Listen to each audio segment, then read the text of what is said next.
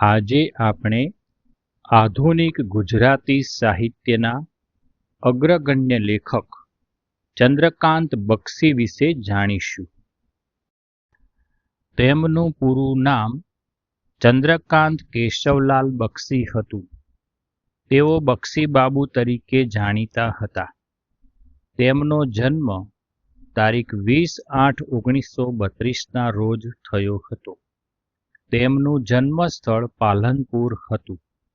અભ્યાસ અને કારકિર્દી.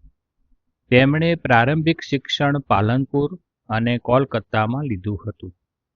તેઓ કોલકાતા યુનિવર્સિટીમાંથી BA, LLB અને MA થયા હતા.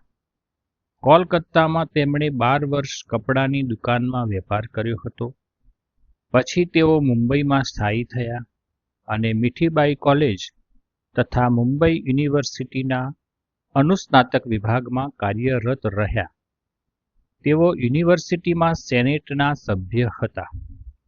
ત્યારબાદ તેઓ મુંબઈની LS રાહેજા આર્ટ્સ અને કોમર્સ કોલેજના પ્રિન્સિપાલ પદે રહ્યા અને ત્યાંથી નિવૃત્ત થયા. આ પછી તેઓ પૂર્ણ સમયના લેખક, પત્રકાર તરીકે જ સક્રિય રહ્યા. તેઓ વિવિધ સામયિકો અને દૈનિકોમાં લેખ લખતા હતા. મહારાષ્ટ્ર સરકાર દ્વારા તેમની મુંબઈના શેરીફ પદે નિમણૂક કરવામાં આવી હતી. તેમનું અવસાન તારીખ 25/3/2006ના રોજ થયું હતું. ચંદ્રકાંત બક્ષીનું સાહિત્ય સર્જન. તેઓ આધુનિક ગુજરાતી ગદ્ય સાહિત્યના અગ્રગણ્ય લેખક ગણાય છે.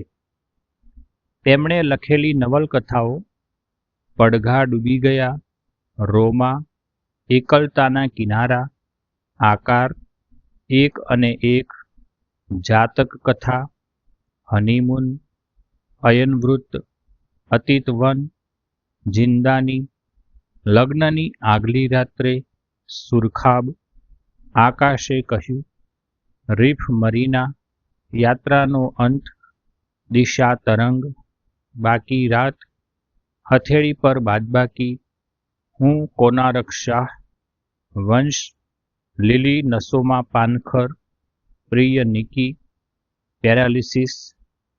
આ બધી તેમની નવલકથાઓ છે. નવલિકા સંગ્રહ. પ્યાર, એક સાંજની મુલાકાત, મીરા, મશાલ, બક્ષીની વાર્તાઓ, પશ્ચિમ. નાટક, જ્યુથિકા, પરાજય. આત્મકથા, બક્ષીનામા, જેના 3 ભાગ છે. ઇતિહાસ વિશેના લેખ, આભંગ, તવારીખ, સ્પાર્ક પ્લગ. નિબંધ, ચંદ્રકાંત બક્ષીના શ્રેષ્ઠ નિબંધો. આ ઉપરાંત જ્ઞાન વિજ્ઞાન અંગેના પણ ઘણા પુસ્તકો તેમણે લખેલા છે.